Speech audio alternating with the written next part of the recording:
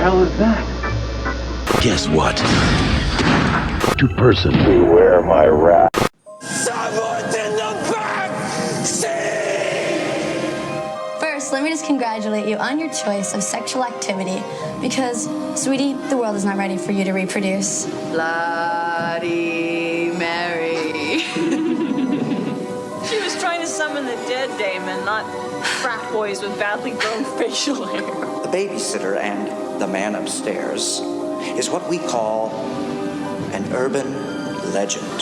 Tonight's the 25th anniversary. The Stanley Hall Massacre. No, I told you that story is not true. Are you sure? It appears to be tragic suicide. No, Tosh didn't kill herself. There was someone else in that room. I mean, aren't you glad you didn't turn on the lights, for Christ's sake? A very morbid suicide note. I guess you could say I'm a little nutty. Why? Why? Why? Why? Well, lucky for you, Miss Thang, I've got a visual aid. Hi, this is Laura Park Lincoln from Friday the 13th, Part 7, and you're listening to The Hysteria Continues. And indeed you are. Welcome back to The Hysteria Continues, episode 174. And this time we're off to Pendleton College for a little urban legend. So the much maligned at the time 1998 slasher, post-scream slasher, which is now, of course, 20 years old. So ripe for rediscovery, we reckon. So this was your choice, Joseph, wasn't it? Yes, it was.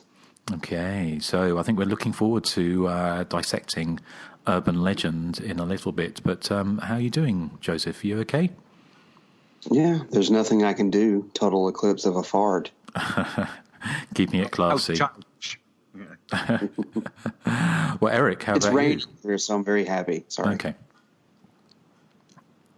Erik. Anyway, Erik. Yeah, Erik. It's sunny, so I'm very happy. Yeah, I'm doing good. Thank you. Mm-hmm. That's good. It's sunny here as well at the moment. And Nathan, is it sunny in you? Not in you, with you. Is it sunny in you? No, Maybe it's sunny in you. So you know I live in the same area as Joseph. I do. That would mean it would be rainy, Miss Thang. Not necessarily. It depends how far away you are. Because have you ever stood and seen rain up close, but it's not raining where you are? Yes. Yes. That happened to me recently, and it was such a weird phenomenon. Phenomenon or phenomena? I don't know. But it was really weird, and it was really cool, too, at the same time. Are you sure that wasn't an urban legend? No. Because it happened to me. Okay. If it was an urban legend, I'd say it happened to my friends, cousins, aunts, uncle. Okay. Fair enough. Well, glad to be back. We're back on track. We've got lots and lots planned for the over the next month. More commentaries. Lots of things planned. So, and we'll let you know what they are when we can. But there's a lot more from the Hysteria Continues coming along. So, well, let's talk about what we've seen recently. Although I know you recorded last weekend, so I haven't actually seen anything particularly of note. But I know you guys have caught up with the Halloween, the new Halloween, haven't you? I know Erik had seen it last time we spoke, but I think it's just been released, and I'm mulling over whether or not to go and see it in Spanish or wait until I can see a decent English language version. But Joseph and Nathan, do you want to talk a little bit about what your thoughts were on the Halloween, the new Halloween? I'll let Nathan go first. Oh, okay. So I liked the new Halloween. I feel like I fall in line with Erik on that. I think I prefer the original sequel, Part 2, because Part 2, aside from the brother-sister thing, which was a bit silly, I love the movie. I think it's just really good. It's still very fun. And this new Halloween, it's got moments where it's really fun, especially like the babysitting scenes with that little kid, because like Erik, I think that kid was hilarious, and I loved his banter with his babysitter. And I liked her. I mean, she was probably one of my favorite characters in the movie, too, because she just seemed like a fun teenager who, wasn't dour, whereas a lot of the other characters, like Laurie herself, I mean, I understand why, but she is very dour. I mean, she seems very sad, and it's kind of a shame to see Laurie that way. I mean, I could kind of understand it because she did survive a massacre, and all our friends died, so that'd be rough, and she almost died. But I felt like the slasher part of this film was almost secondary, and it felt more like it felt very much kind of like a drama to me when the slasher stuff wasn't on screen, because Laurie had her family drama, and they mentioned that she's had 2 divorces. I can only hope one of those was Ben Tramer, though. Fingers crossed. Because as we know, he's alive in this timeline. But I mean, overall, I really did enjoy it. But like I said, I kind of felt, I mean, the movie's very hyped. It's very hyped up. So you really, really got to ignore that if you go in to see it. And I did. And like I said, I liked it. It's probably my favorite after part 2, but I still have a few reservations with it. So probably for me, I'd probably give it, I'd say a 7 out of 10. So, I mean, it's still a recommendation from me because I still really liked it. But overall, I felt there was a few things I might have done different. Okay. Excellent. Well, thank you, Nathan. Joseph, I believe that you've got even more reservations about the film.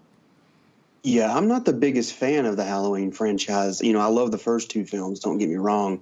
So I don't have that kind of Michael is back, affection that a lot of people have lately. But saying that, I thought Halloween 2018, was decent, but it's not what I'd call great or even good. I mean, it has some really spectacular cinematography, and obviously the score is superb because Carpenter was involved there with his son, I believe. But I don't know, the original film or original films, they kind of felt like just, it's hard to explain, like natural and subtle. But this one just, thankfully they don't go the white trash kind of flea circus route of Rob Zombie's film, but it just feels kind of like a cog in a big machine that's eager to make some money.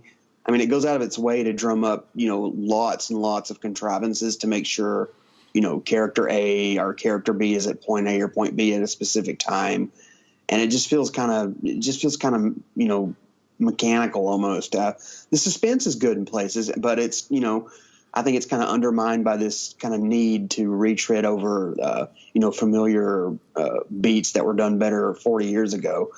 I could probably say it's the best Halloween sequel since Halloween 2, but seeing as I was never really a big Halloween fanboy, that's kind of faint praise, if I'm honest. I don't know, this film really kind of, it nearly lost me with one plot twist, which I won't go into, but I think the showdown with Laurie and Michael kind of saves it, but kind of just barely for me. I mean, it's a marginal thumbs up, but I really have no desire to ever see the film again, if I'm honest.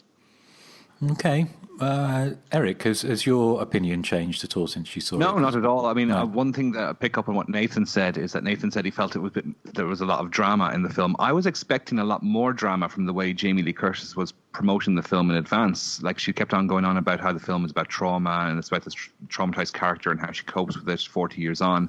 So I was expecting less of a slasher movie than I got, because I thought it was quite once it got going, a very straight ahead by the numbers slasher movie, which is exactly what I wanted. But I can understand that people mightn't necessarily want that. It does kind of rehash lots of scenes from Halloween 1, 2, and even there's a nod to Halloween 3, believe it or not, in there as well.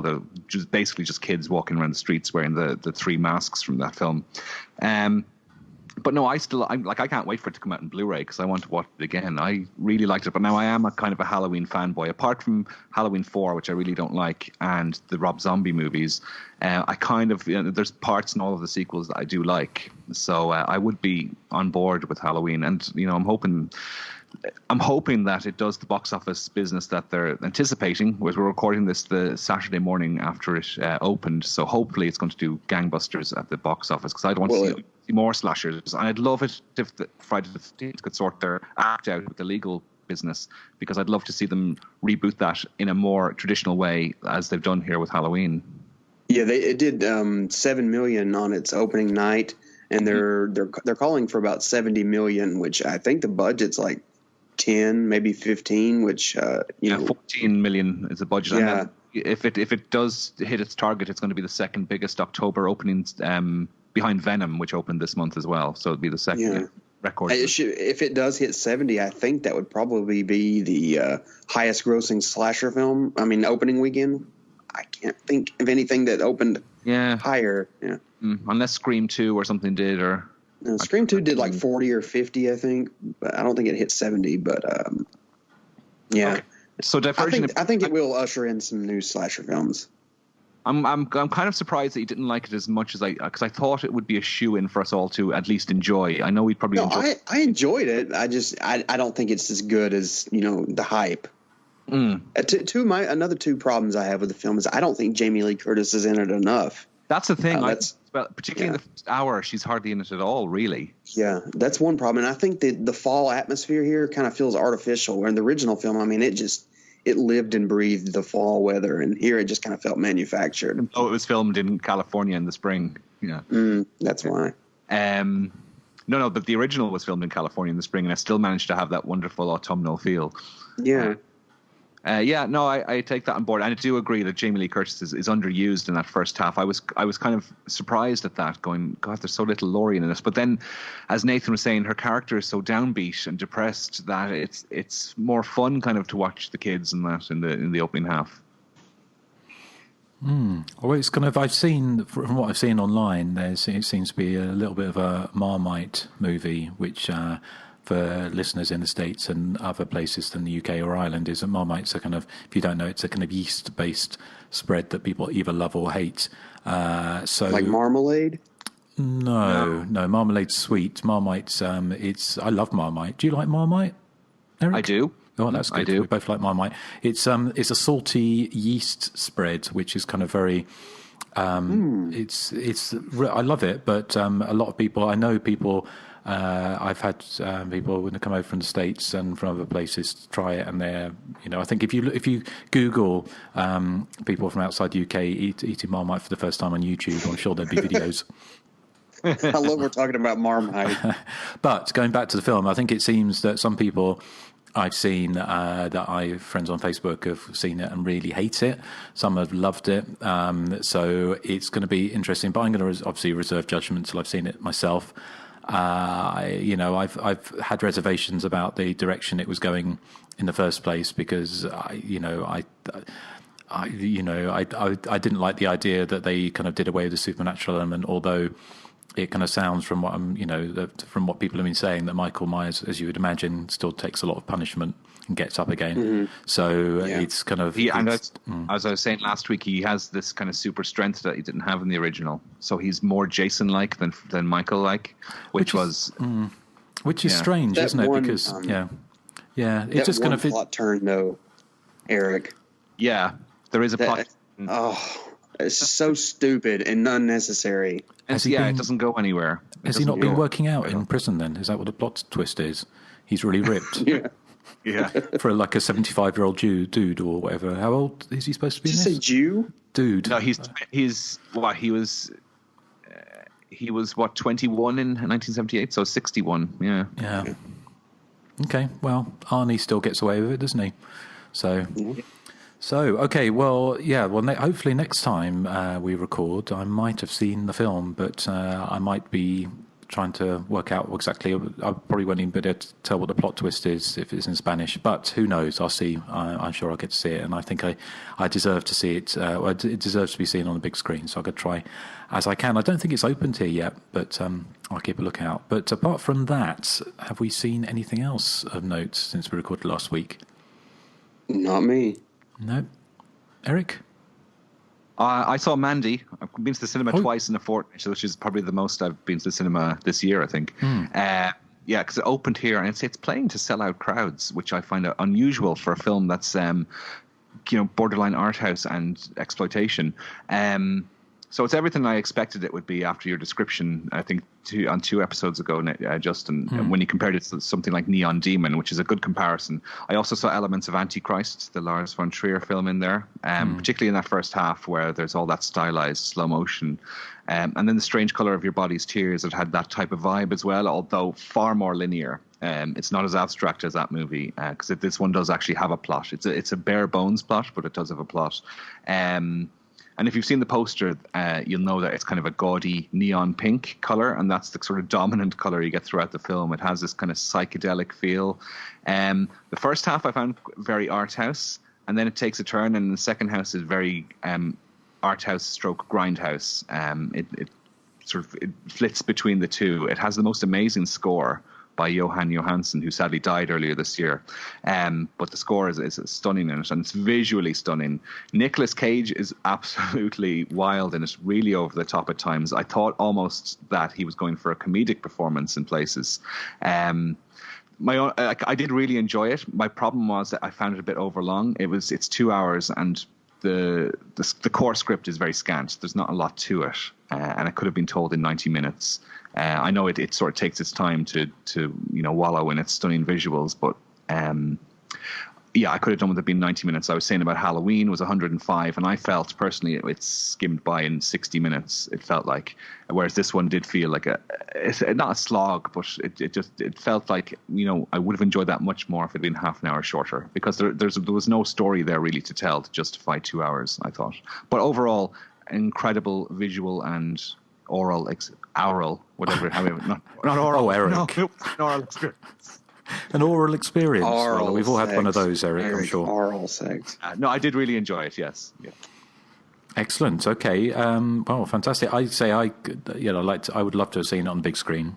Have you guys, Joseph and Nathan, you seen it yet? No, I have the movie. I just have not watched it yet. Okay. I haven't either. Okay.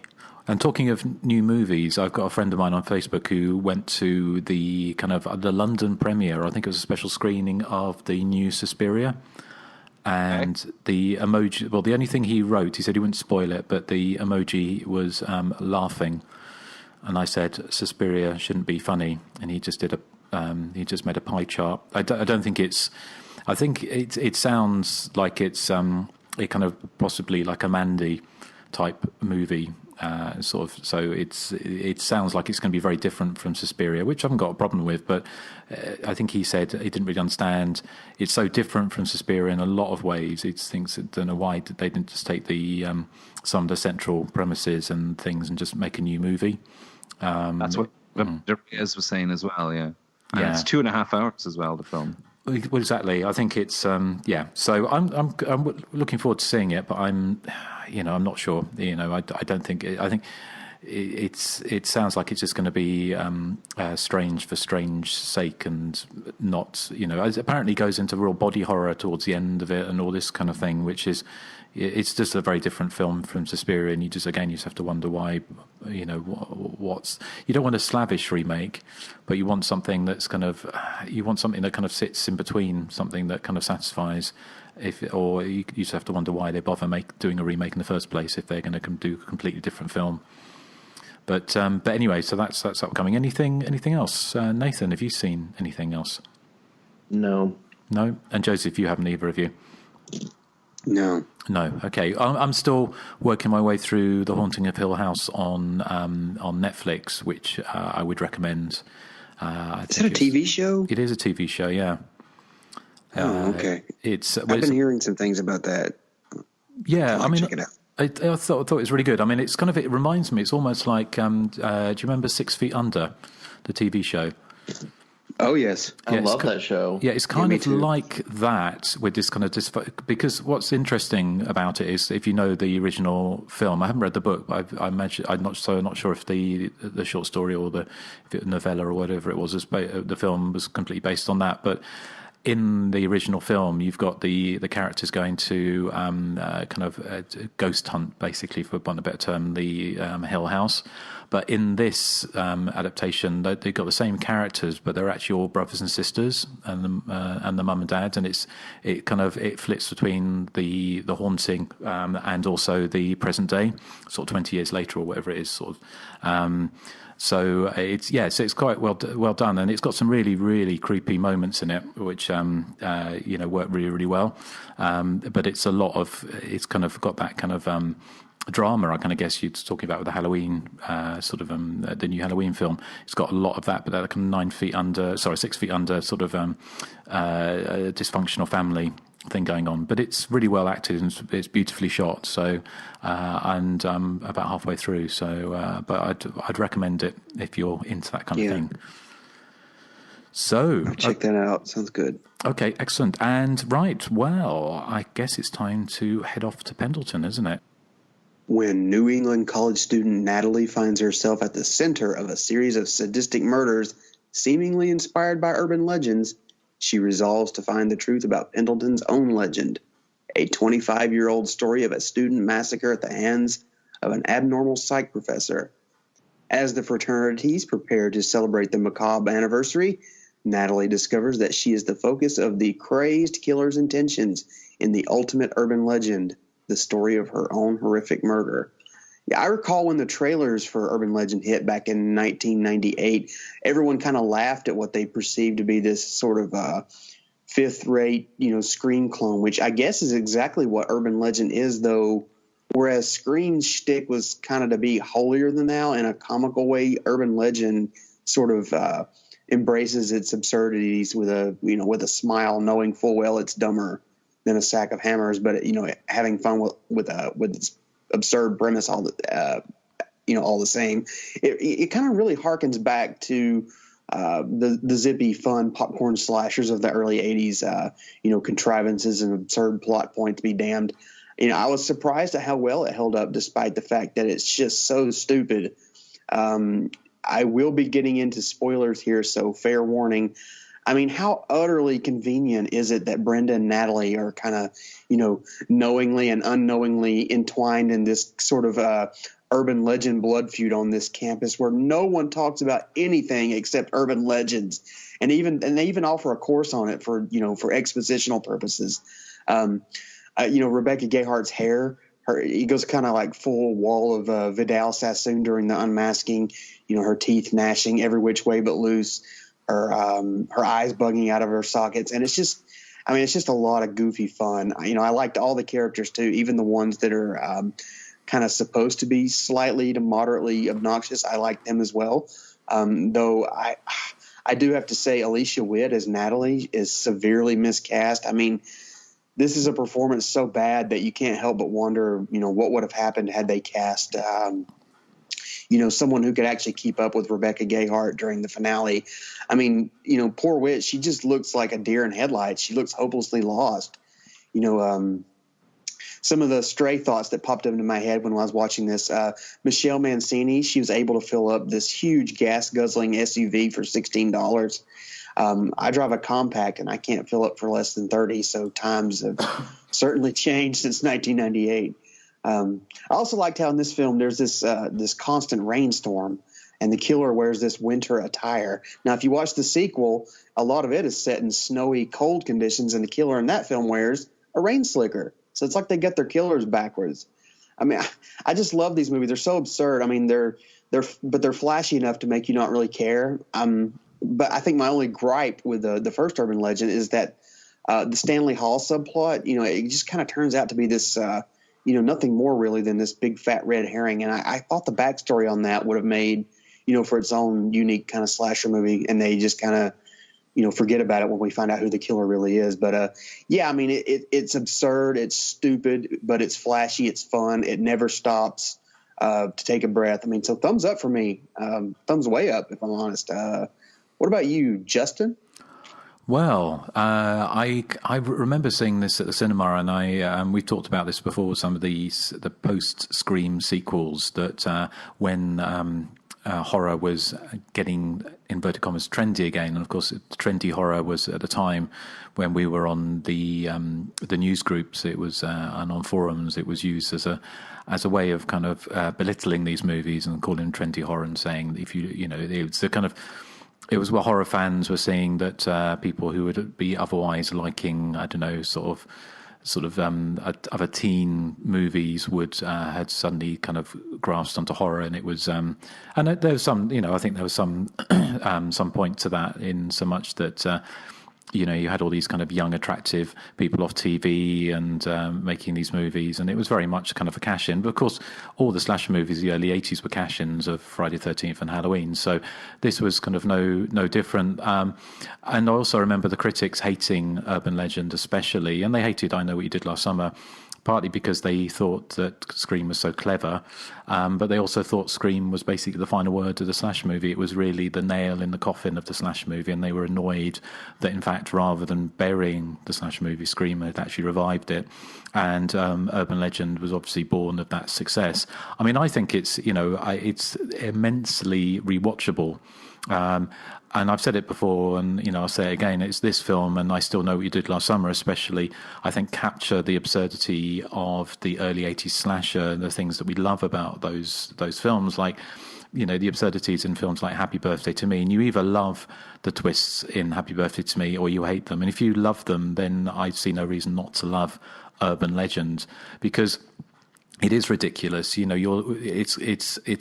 cartoonish in a lot of ways, and I agree with Joseph. Bizarrely, that one of the things we criticise quite often is the kind of unlikable characters in modern slasher movies. And actually, in this movie, most of the characters are, not most of them, but a lot of them are quite unlikable. And in fact, they, when people have been killed, they, peripheral characters just make quips about their deaths, and everyone treats it as a bit of a lark. It's not particularly taken seriously.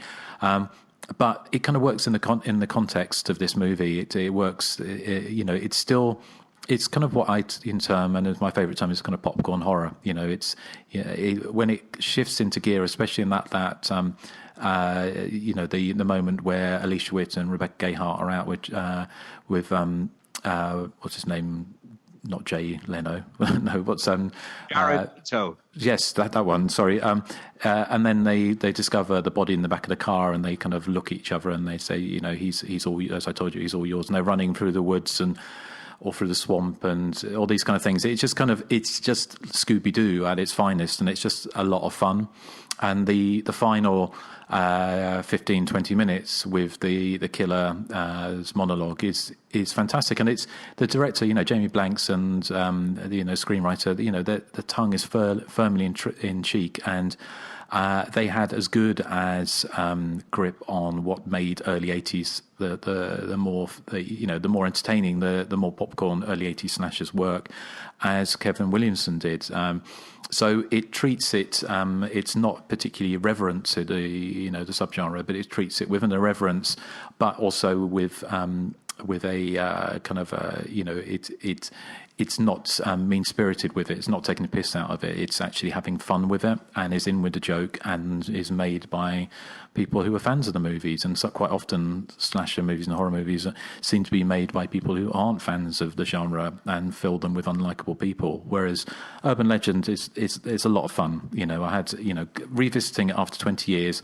Of course, it looks dated now and everything, but it still looks. The cinematography is great. The opening scene, is a classic in its own way. With the killer in the back of the seat, it is ridiculous. The killer chops off the person's head who's driving the car, and survives. When you find out who the killer is at the end of the movie, this person's been thrown around, sort of smashed up and down, and still, he gets shot at the end in the chest a couple of times and flies out the window like Michael Myers with a bad perm.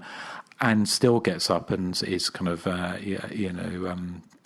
so it's not taking itself seriously. But if you're in the right frame of mind, it is a lot of fun. And in fact, I'd much rather watch this film than something like, say, Scream 3, where things not exactly takes it too seriously, but it's I think some of the fun is kind of leached out of that film, that series of films they go on.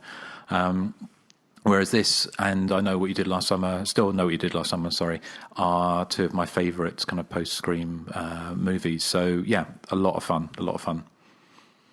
Cool. What about you, Nathan? Oh, I love Urban Legend. I think it's, like you guys were saying, it's just a lot of fun. It's very silly. I mean, I was like laughing at so many of the scenes in this movie, like watching it this time around. Like Justin was talking about the killer decapitating the girl with the axe. Like, how could you swing that axe with enough force from the back seat of the vehicle to decapitate someone? I mean, there's just absolutely no way. And I absolutely love the scene where it's towards the end and Natalie gets picked up by the creepy janitor and they're driving. And then, of course, the killer's coming towards them with their lights off. And the janitor flashes the lights. And as soon as he flashes it, it's all dramatic. And Natalie's like, no, don't. And I'm like, yeah, because if he would not have flashed his lights, the killer would have kept driving and left her alone. It's just kind of silly because I'm like...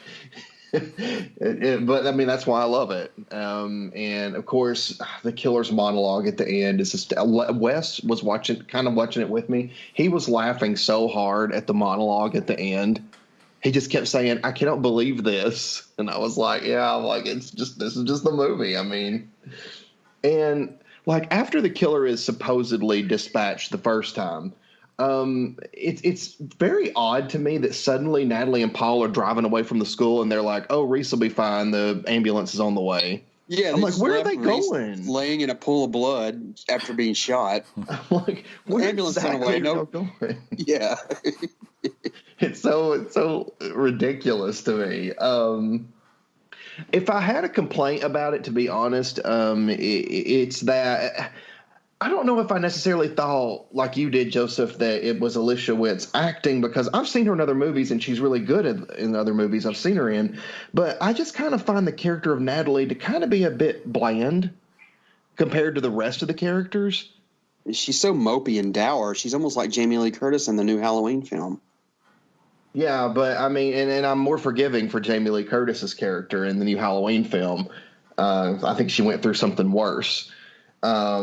But overall, no, I think that Urban Legends it's just a lot of fun. It doesn't take itself too seriously. Or maybe I was the one that just wasn't taking it too seriously. But either way, it worked for me. And I thought that Sasha's death scene was really good. Like, I thought that was a really great chase scene. So, I mean, oh, yeah. I love chase scenes in movies, and I was like, that was a really good one. So, no, I give it 2 thumbs up, and I mean, it's definitely one of my favorite post-Scream slasher films. Okay, well, I know Erik absolutely hates this film, so we might as well get his opinion out of the way. I so don't hate this film. I love this film. I mean, I wasn't too pushed on Scream. I mean, I thought it was okay when it came out first, but rewatching it for the podcast whenever we did it a few years ago, I really didn't like it at all. I felt the dialogue had dated so badly, and it just everything about it felt forced and stagey, and I just can't warm to Scream. Scream for me are films I can watch once but never again. Like, I would never buy a Scream box set or anything. I Know What You Did Last Summer came along. I love that one. And then Urban Legend came after that, and I adore this one. As Justin was saying, this is a Scooby-Doo with an 18s rating because it's just so silly. And I love the fact that it's not afraid to be silly whilst keeping a straight face as well. It's slapstick. It's not kind of wacko or pandemonium. But that's what I love about it, is that it was Happy Birthday to Me sort of 17 years later. It was doing the same type of thing with silly plot twists, a killer who has an elaborate slideshow set up in an abandoned building, you know, in the off chance that her final victim to be will end up in that building for the film's climax. I also like how this abandoned building had power. Yes, yeah. I know. Well, I thought it was hilarious. The fact Who's is paying that the electricity bill on that? But the killer had no, you know, Alicia Witt's character could have run a completely different direction, couldn't she? I know. Yeah. She was lured there by Brenda shouting for help, I suppose. But when she ran away from the car, though, she could have gone in a completely different direction, couldn't she? I know, completely. Yeah. So you're talking about another. Yeah. Sorry, go ahead. I was going to say you were complaining about plot contrivance in the new Halloween. Well, the difference is Urban Legends doesn't take itself as seriously as the new Halloween film does. True. Mm-hmm.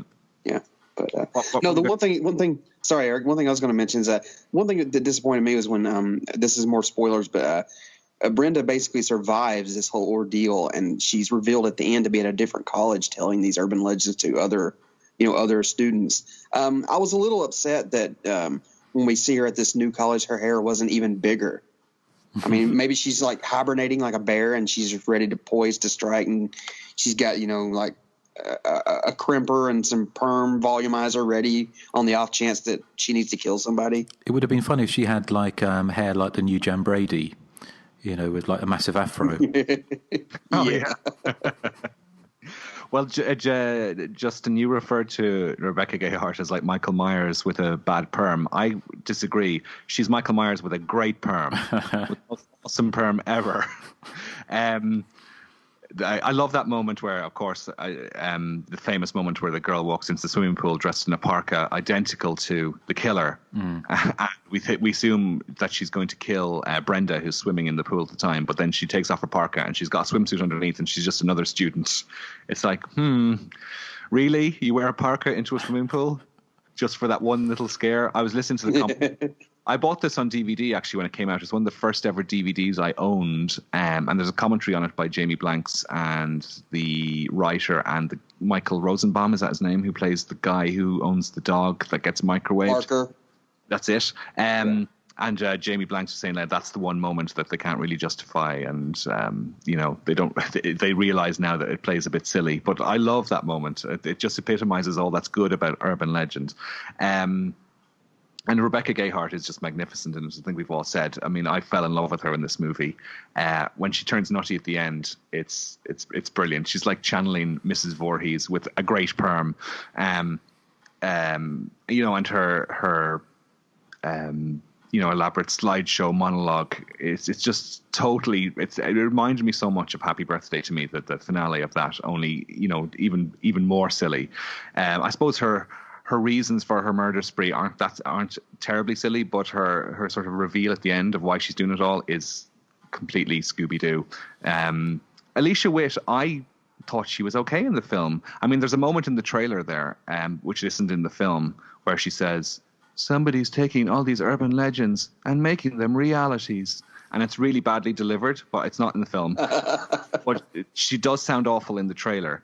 I thought she was okay. I mean, I found her quite a likable character. I didn't mind her, to be honest. I think she is different from, yeah, I didn't mind her in the role. I think it was kind of a different approach to, to a Neve Campbell or a sort of, or a Jamie Lee Curtis. I don't know. It was kind of like a different kind of take on it.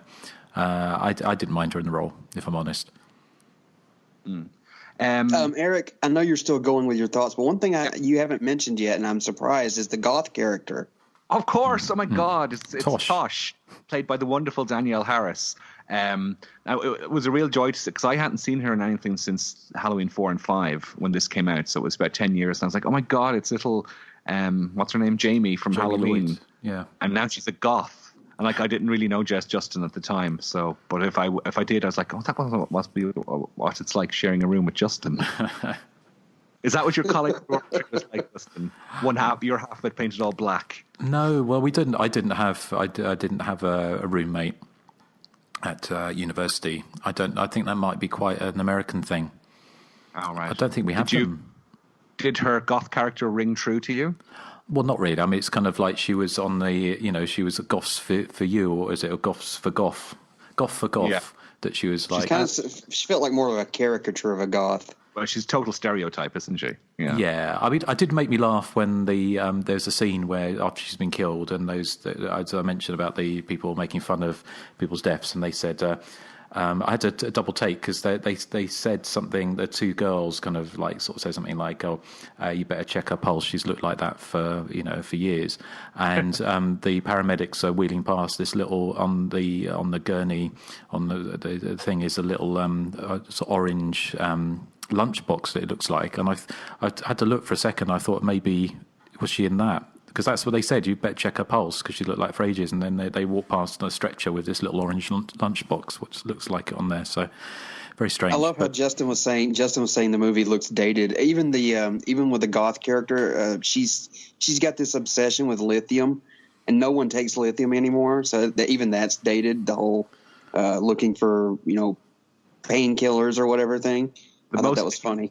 Yeah, the most dated thing in it for me, I wouldn't know about drug culture at all, but the most dated thing I found was the ringtones on the mobile phones, which mobile phones were kind of in their infancy at the time. So you get it's not even polyphonic, it's monophonic, I suppose.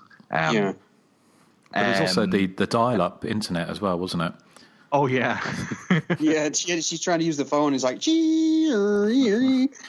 boy, that takes me back. Eric, you were talking about how silly everything is, and I agree. One thing this film has an overabundance of is the false scare.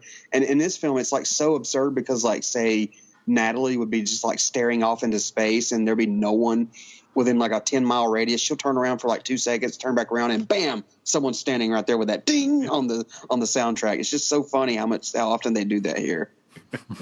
Yeah, it's predicting the trend with the sort of the Conjuring universe is notorious for doing that every 5 minutes. Yeah, so what else I noticed about rewatching the film, because I haven't watched it in about 15 years, is it's not that gory. The kills are very quick, and most of the time they're off screen. But I didn't miss the gore. It didn't need to be gory because just everything else about the film is so fun. Because there's often times where there's often times where a film won't be special effects heavy, and I'll be like going, "Oh, this is a bit dull. I wish there was more effects in it." But it's not the case with Urban Legend. Just everything is just moving along so briskly, and it's just so much fun that you don't actually need K and B on board to show sort of people being decapitated or split in half, whatever. So this is definitely more of a director's movie with a lot of movement and stuff. Yeah, constant movement. Yeah. This was his first feature. He's only in his mid-20s, and to make a film as just entertaining as this, it's as we said, like, a movie being silly is not a problem for us. It's if it's boring, and Urban Legend's not boring. It's held up so well for me because some of those post-Scream things, I just, I can't, as I said, I could watch once, but maybe not again. But Urban Legend, along with the two I Know What You Did Last Summer movies, are, still firm favorites of mine. And I was delighted to see, like, after watching it after so long, that it's still a cracking good movie. Excellent. Any other thoughts? I'm just trying to think if there was anything else. I like the fact it said the nods to the early 80s slasher movies, like having the college party, that type of thing. All those kind of things were kind of really sort of nicely done, and sort of I kind of guess it didn't preempt the college slasher. It was Scream 2 did it first, didn't it? In '97, actually had the college-based slasher. But I know when this came out, because I was doing some research into some background, and we'll come on to that shortly. But it was, I think it's still, what I've read, it's still only got 20% on Rotten Tomatoes. So 80% of people don't see it in the same way as we do. Yeah, they sort of. I love the opening scene with the total eclipse of the heart. You're talking about how in the world does this killer decapitate someone and then survive the car wreck? One thing I thought what might have been funny is, like, the whole time Michelle Mancini's character's singing that Bonnie Tyler song. I'm wondering if the killer's in the backseat going, "Good God, her singing is terrible. I need to go ahead and kill her now." Yeah. And she didn't know the song either. She kept messing up the lyrics. Yeah. What if you notice when there's a shot, isn't there, of the windscreen and the car's stopped? It's stationary, isn't it?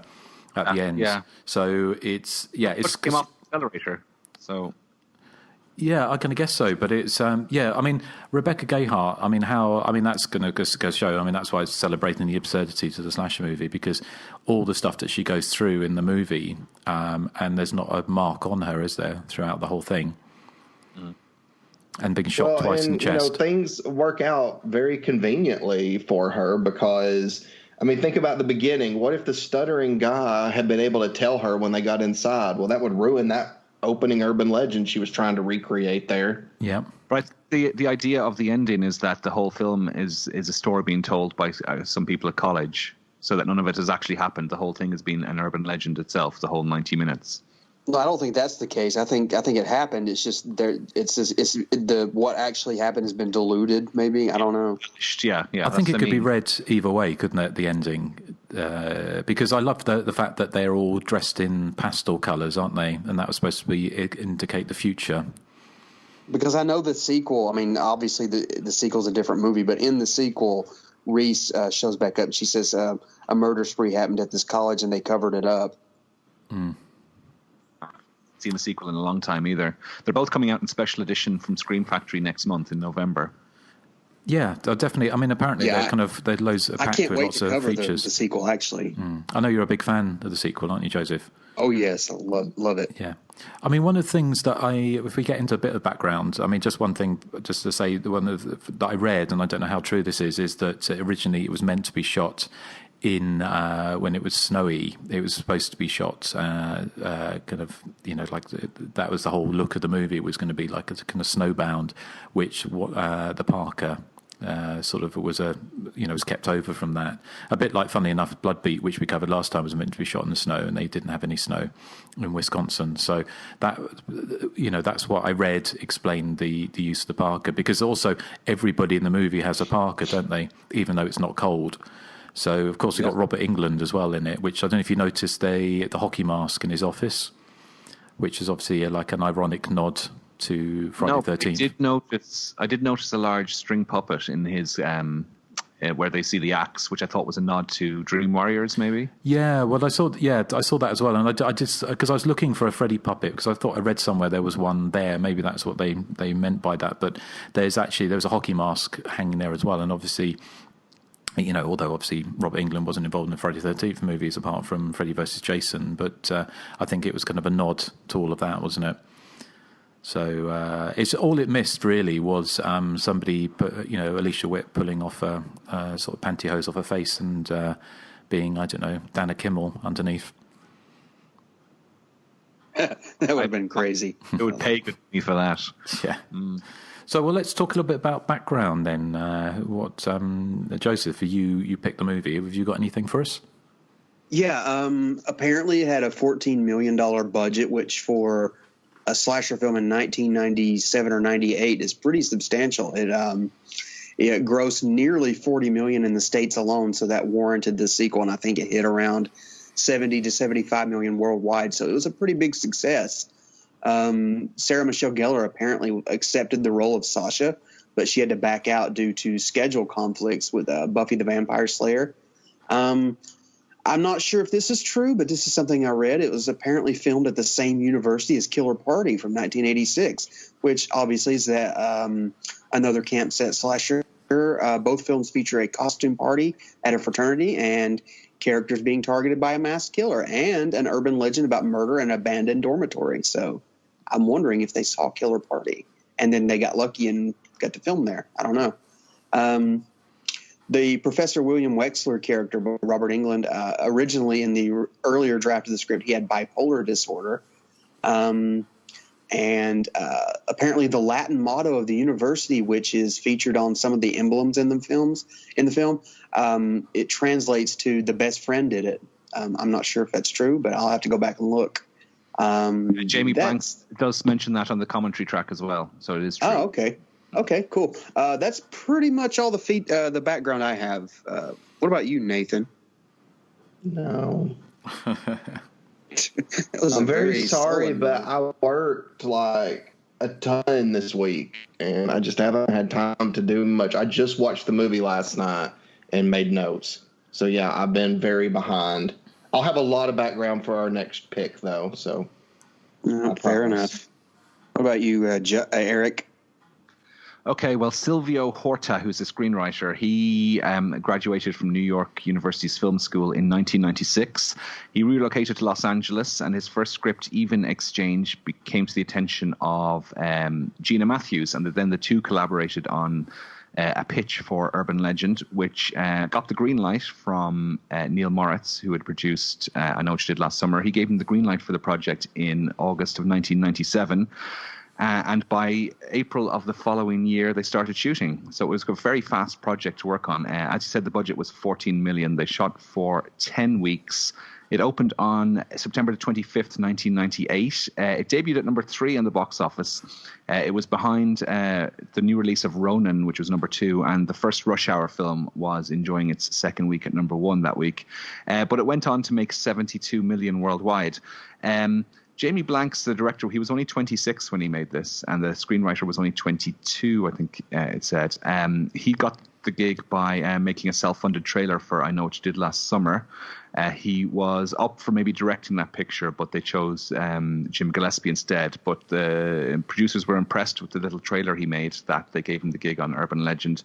He only went on to direct 3 more films after this, surprisingly. He did Valentine, which we've covered before, Storm Warning, which was a pretty good movie, and he did the remake of Long Weekend, which was, I remember, being pretty decent as well. But he hasn't directed anything in the last, and any feature films anyway, in the last 10 years.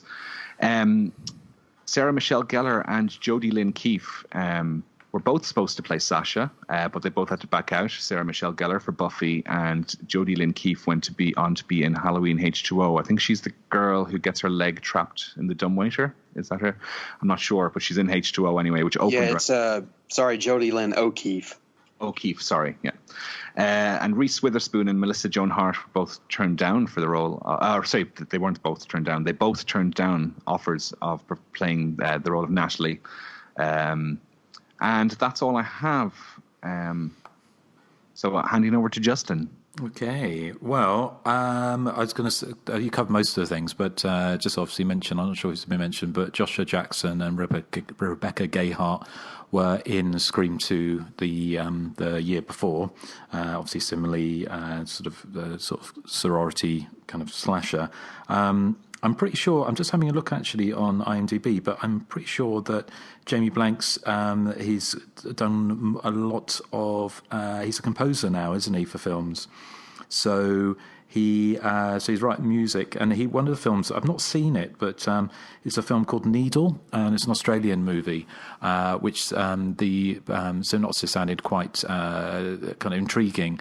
It sounded like a supernatural slasher movie, where I think that just looking up the things, a killer uses an 18th century machine with supernatural powers to terrorize students at a college.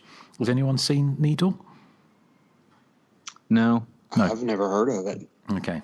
But so yes, it looks like he's done the soundtracks for a number of movies, including he was involved in Electric Boogaloo: The Wild Untold Story of Canada Films in 2014. So that was him. So yeah, it's a shame he didn't do more. I think Valentine, if I remember correctly, that was when that came out. That was I always remember going to see that at the cinema and literally being the only 2 people in there, and realizing at that moment the kind of the slasher mini boom, post-Scream mini boom had come to very much screeching to a halt. And unfortunately, Jamie Blanks, that probably put a bit of a kibosh on his career for a while. Although unfortunately, that film was quite. If I remember correctly, I think Storm Warning was actually really good. It could have been a theatrical release. It was so good, actually. Well, it was Australia. I think he kind of went back to Australia, didn't he? Because I think Storm Warning was Australian. Was set in Australia, wasn't it? So so it's a shame he hasn't done more, because I mean, he was very adept at handling. He's got flair. He's got some flair. Yeah, absolutely, and an evident love of the subgenre. So yes, well, that was Urban Legends. So I know that actually, probably, am I right in thinking that we've had more feedback for this on the Facebook pages than pretty much any other film? Well, I'm not sure about that, but we do have a lot. A lot. Well, do you want to sort of you might not have time to read all of it, but I don't know if you want to... I got time to read it all, but okay. So I guess I'll start now. Shane Lambert says, one of the better slashers to come along in the wake of Scream, in my opinion. Murders based on urban legends is an interesting idea. Rebecca Gayheart's manic performance when revealed as the killer is hilarious. I'm sure her hairdo helped. Forrest Green says, love it, better than Scream, in my opinion. Donnie Ibarra says, it's a great post-screen slasher without actually acting as a post-screen slasher-ish. Robert Long says, kind of stupid. Like the sequel better. I mean, really, how did the killer survive the car wreck after killing the driver? Anthony Michael Dorgan says, pre-credit scene is amazing. The whole Total Eclipse of the Heart sequence is tense and creepy as hell. After that, it settles into meh territory very quickly. Asia Ramey says, I'd rather play pickup sticks with my butt cheeks. Wow. Wes Ray, harsh. Wes Ray says Valentine is the better Jamie Blank slasher movie. I wouldn't agree with that. But I've grown fond of this one over the years, although I personally still think the identity of the killer is beyond ridiculous. It certainly is, and that's why I love it. Jake the Snake McCoy, says one of the better 90s slashers. Awesome concept, cool killer costume, and great atmosphere. Sure, things get a little stupid, like having to stretch a bit to make the killings happen. What happens if Josh Jackson doesn't have to go pee in the middle of nowhere?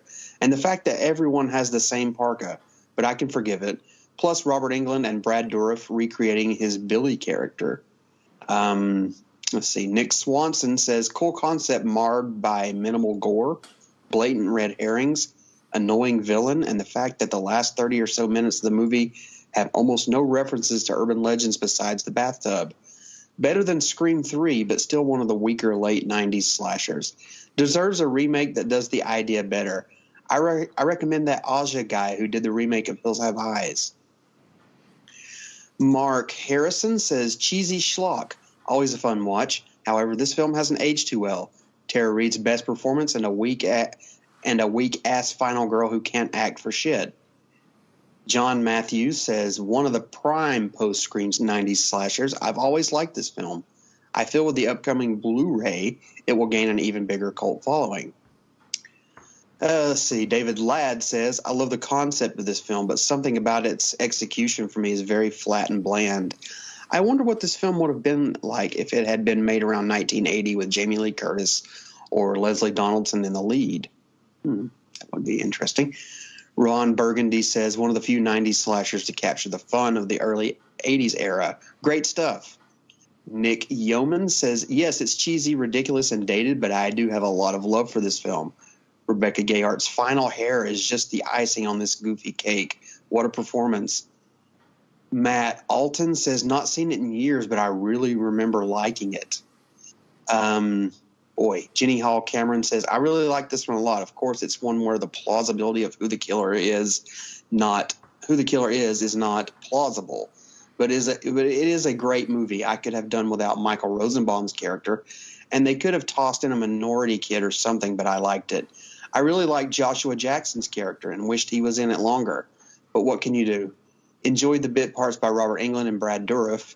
Rebecca Gayhart hammed it up quite well. Let's see. Scott Harn says, one of the first slasher films I ever saw. Somehow convinced my parents to let me rent it from the video store when I was around 10 years old. I've loved it ever since. Plot absurdities aside, I think it is one of the more atmospheric 90s slasher films. Great sets and musical score probably help. Rebecca Gayhart is also very good in it. Gareth Morgan says, fantastic concept, fantastic film. One of the greatest opening sequences in slasher history. Cairn Mitchie, I hope I'm pronouncing that right, says, fun movie, great opening scene.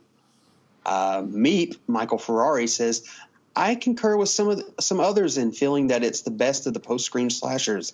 On a related note, I'm currently wearing a parka with a fur collar and nothing else. Let's see. Warren Money says, a brilliant post-Scream slasher that has the intelligence and wit. Alicia Witt? I don't know. Not to be too meta, but at the same time aware of the kind of movie that it is. Its polish and style are more reminiscent of modern films. Directed by an Aussie, Jamie Blanks, it's aesthetically similar in tone to the movies of James Wan, another Aussie. Top marks to this gem, a 9.89 out of 10. Aussie, oi, oi, oi. I'm not. Maybe Eric would know what he's talking about. I don't. No. Because you said oi before on the show. So I say oi a lot, but this means oi. Yeah. Okay. David S. It was got in Don't Open Till Christmas, where the gang were like, "Oi Santa, oi Santa." Okay. It's also my impression of Justin, by the way. Oh, okay. David Assassino says, I think it's the best of the post-Scream slasher. It's a lot more fun than most of the CW horror crowd anyways. It's dopey, but it's not pretending it isn't, and gives you some really great horror set pieces. Plus, the killer calls the final girl Miss Thang. That's really special. Elias Vasquez says, just picked this up at the flea market for $1. Haven't seen it since I was 13 years old. Now as a 32-year-old man, I understand what you mean, Justin, and how this is a really good guilty pleasure. I like how it uses the urban legend trope to fashion a good old slasher out of it. Although if you look at this movie too closely, you'll see a lot of flaws, which is why I turned my brain off when I watched it recently. 2 thumbs up. Okay, over on Instagram, Football Huck says, always found it great fun. One of my top picks from the second golden age of slashers. Quite a decent cast, too. Let's see. On Twitter, Russell Hillman says, a lot better than its reputation would suggest. Robbie Dunlop says, one of my favorite slashers. Also love part 2. Can't wait for the Blu-rays. Freddie Finneck says, fashions and nod to the Dawson's Creek theme aside, I think it's one of the slashers of that period that has aged the best. It also features an opening scene to rank alongside any of the subgenre. Dom O'Brien says, it really holds up having watched it recently. It's no Scream, but I've got an intense fondness for both Urban Legend and Urban Legend's Final Cut. Hellbound Media says, personal favorite of the postmodern slashers of the late 90s. Fantastic cast, too, and some great set pieces. The score is hauntingly beautiful, too. Scott Ellis says, I love it. Ridiculous, but loads of fun. I remember seeing the trailer when I was 14 and knowing that it was my kind of film. The sequel's disappointed, though. Eugene Weaver says, decent 90s slasher. Not as good as the I Know What You Did Last Summer series, but solid. Neil, I don't know his last name, says, a huge amount of fun. Probably more rewatchable than Scream is these days. Very likable cast as well. Killer Chloe's from Outer Space, I like that name, says, I like it, but honestly, I've seen it 3 times and barely remember anything that happens. And I'm pretty sure I was mostly sober each time.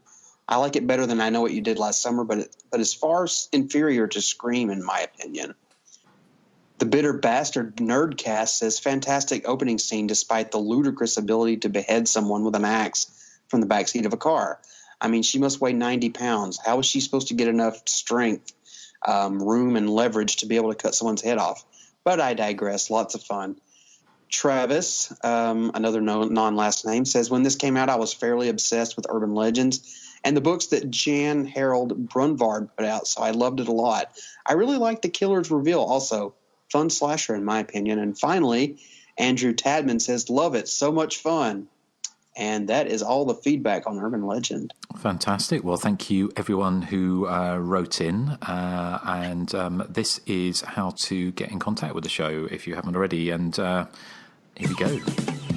The content of this podcast was provided by Justin, Joseph, Eric, and Nathan. If you enjoy our show and are willing to provide a donation, please consider becoming a Patreon subscriber at patreon.com/The Hysteria Continues. Your monetary kindness keeps the show on the air, and in return, you'll have access to exclusive content not released elsewhere. Also, like us on Facebook and follow us on Twitter to stay up to date on all of our future shows and Blu-ray commentary releases. For general feedback, our email address is thehysteriacontinues@gmail.com.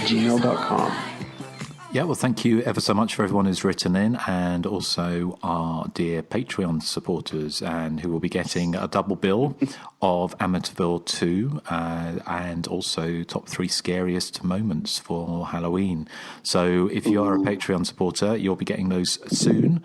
We haven't recorded them yet. We're doing those next weekend, but they'll be out soon. And if you're not a Patreon supporter, then, you know, if you become one, then you can join in the fun. So please do. And one thing I've completely forgot to mention, and I uploaded a clip to YouTube, the Hysteria Lives YouTube channel, and also the Facebook groups, is the clip from the Bollywood movie from 2003, made 5 years after this, called Kuch to Hai, which was one of the Bollywood slasher movies that came out in the wake of Scream and these sort of I Know You Did Last Summer and Urban Legends. Specifically, Kuch to Hai is about 2.5 hours long, if I remember correctly, and it's a mashup between, mostly I Know What You Did Last Summer, which was ripped off by quite a few kind of Asian slasher movies like The Record, I think the South Korean one, and there's a number of other ones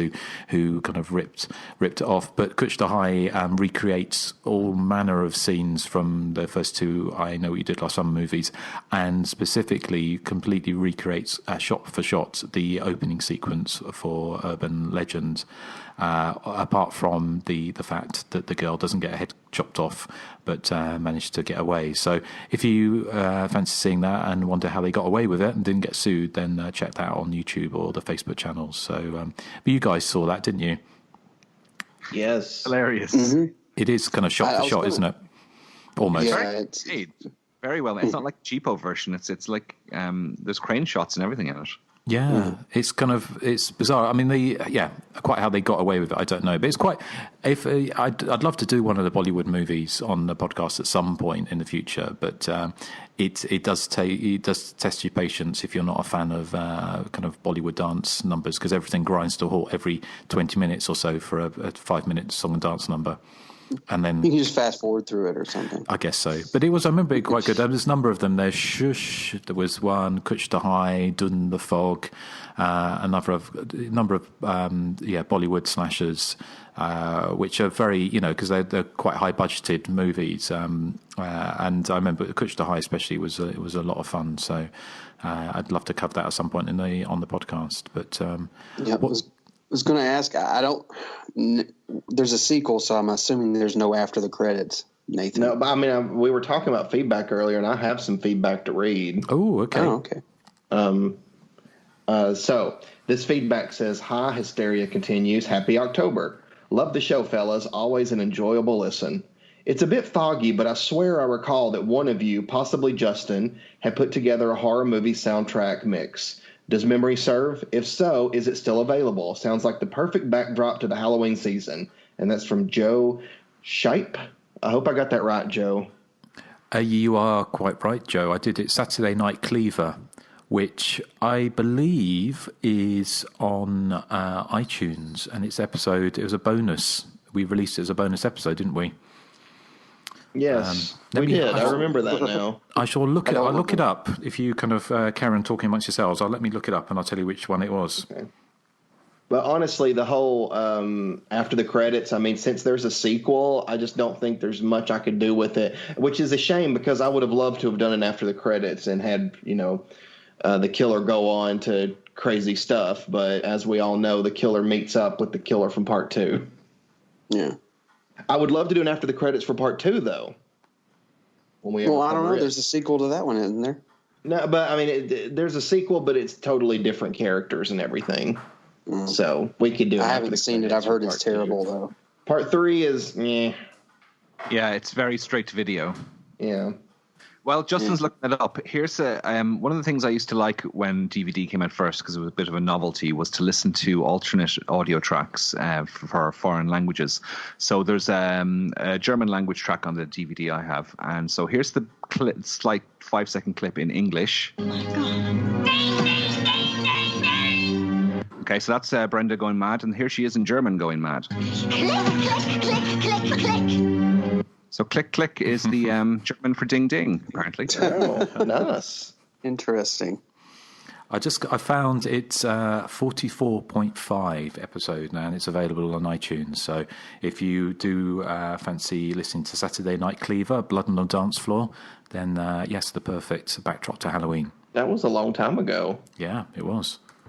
And I recorded it even before that, so I think a lot of that was. I think you made that before the podcast, didn't you? I did. It's a lot of it's from VHS to get that extra hiss.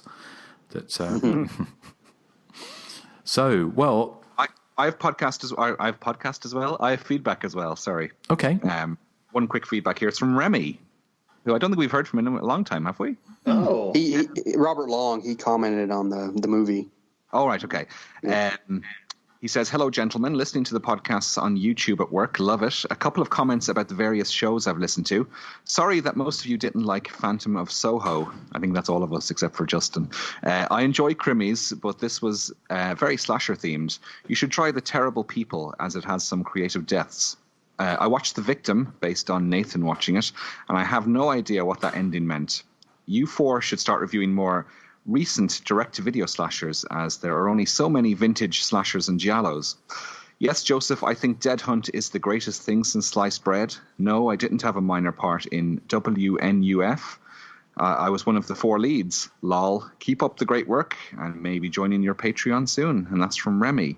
What's MNUF? WNUF Halloween special.